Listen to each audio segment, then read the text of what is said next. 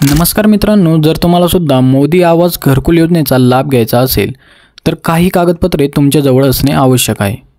ही कागदपत्रे जर तुमच्याजवळ असतील तर 100% तुम्हाला मोदी आवास घरकुल योजनेचा लाभ मिळणार आहे।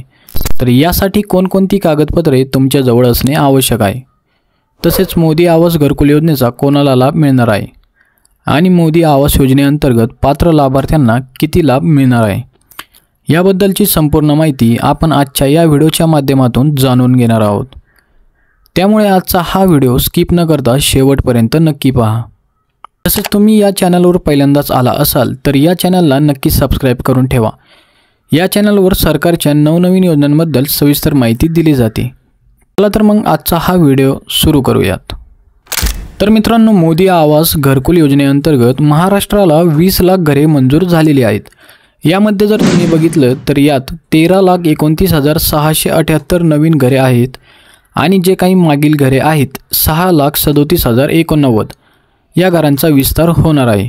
म्हणजेच एकूण एका वर्षात 19,66,767 घरे मंजूर करण्यात आलेली आहेत।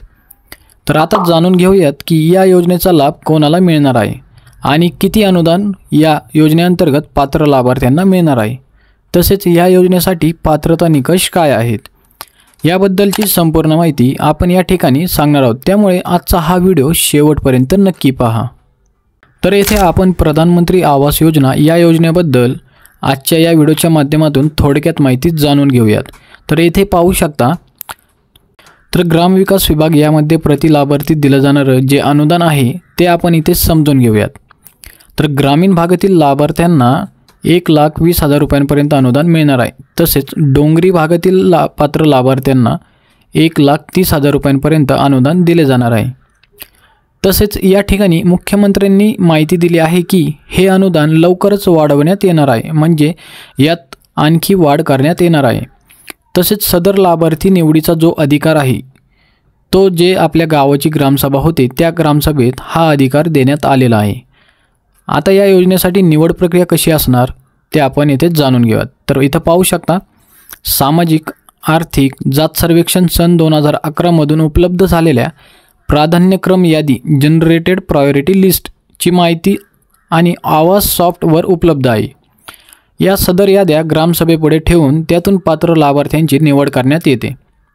तर प्राधान्यक्रम यादी बेघर 1 खोली लाभार्थी 2 खोली लाभार्थी याप्रमाणे निश्चित केलेली आहे। तसेच प्राधान्यक्रम यादीमधील व्यक्तींची ग्रामसभेद्वारे निवड करतेवेळी खालील निकषांवरील गुणांकनानुसार प्राधान्यक्रम देण्यात यावेत। तसेच जी काही निवड प्रक्रिया आहे ते इथे दिलेलं आहे, तर ते आपण पाहू। तर 16 ते 59 वयोगटातील प्रौढ व्यक्ती नसलेले कुटुंब या योजनेचा लाभ घेण्यासाठी त्यांची निवड करण्यात येणार आहे आणि महिला कुटुंब प्रमुख व 16 ते 59 वयोगटातील प्रौढ व्यक्ती नसलेल्या कुटुंबाची सुद्धा या ठिकाणी निवड करण्यात येणार आहे। तर इथं खाली पाहू शकता, 25 वर्षावरील अशिक्षित निरक्षर व्यक्ती असलेले कुटुंब आणि अपंग व्यक्ती किंवा असे कुटुंब ज्यात शारीरिकदृष्ट्या सक्षम प्रौढ व्यक्ती नाही यांना सुद्धा या योजनेचा लाभ दिला जाणार आहे।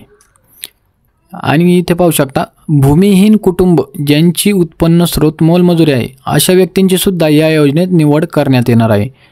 सदरील गुणांकनाच्या आधारे ग्रामसभा यादी तयार करतील व अशा प्रकारे गुणांच्या उतरत्या मांडणीने प्राधान्यक्रम यादी तयार करण्यात येणार आहे। तर आता या योजनेसाठी अर्ज कुठे करायचा, तर या योजनेचा लाभ घेण्यासाठी ऑनलाईन पद्धतीने तुम्हाला अर्ज भरता येणार नाही आहे। तर या योजनेसाठी तुम्हाला ऑफलाईन पद्धतीनेच अर्ज करावा लागेल। तर तुम्हाला तुमच्या गावातील ग्रामपंचायतमध्ये किंवा तुम्ही पंचायत समितीमध्ये या योजनेसाठी अर्ज करू शकता। तसेच या योजनेबद्दल अधिक माहिती जाणून घेण्यासाठी तुम्ही ग्रामपंचायत किंवा पंचायत समितीमध्ये सुद्धा जाऊन या योजनेबद्दल चौकशी करू शकता।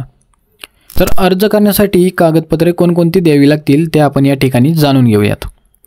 तर 7/12 उतारा किंवा मालमत्ता नोंदपत्र, जर मालमत्ता नोंदपत्र नसेल तर ग्रामपंचायतचे प्रमाणपत्र या ठिकाणी तुम्ही देऊ शकता। तसेच जातीचे प्रमाणपत्र, आधार कार्ड, रेशन कार्ड, निवडणूक ओळखपत्र किंवा विद्युत बिल यापैकी कोणतेही एक कागदपत्रे या ठिकाणी तुम्ही देऊ शकता। त्यानंतर मनरेगा जॉब कार्ड तुमच्याजवळ असणे आवश्यक आहे आणि बँक पासबुकची झेरॉक्स प्रत ही पण असणे आवश्यक आहे, कारण यात तुम्हाला या योजनेचे पैसे ट्रान्सफर केले जाणार आहेत। तर अशा प्रकारे जी कागदपत्रे तुम्हाला संबंधित ग्रामपंचायतमध्ये किंवा पंचायत समितीमध्ये जमा करायची आहे। तर मित्रांनो, मोदी आवास घरकुल योजनेबद्दल दिलेली ही माहिती कशी वाटली हे कमेंट करून नक्की कळवा आणि हा व्हिडिओ आपल्या संपर्कातील व्यक्तींना जास्तीत जास्त शेअर करा, जेणेकरून त्यांनासुद्धा या योजनेचा फायदा होईल। तर भेटूया अशाच नवीन महत्त्वपूर्ण माहितीसोबत। तोपर्यंत जय हिंद, जय महाराष्ट्र।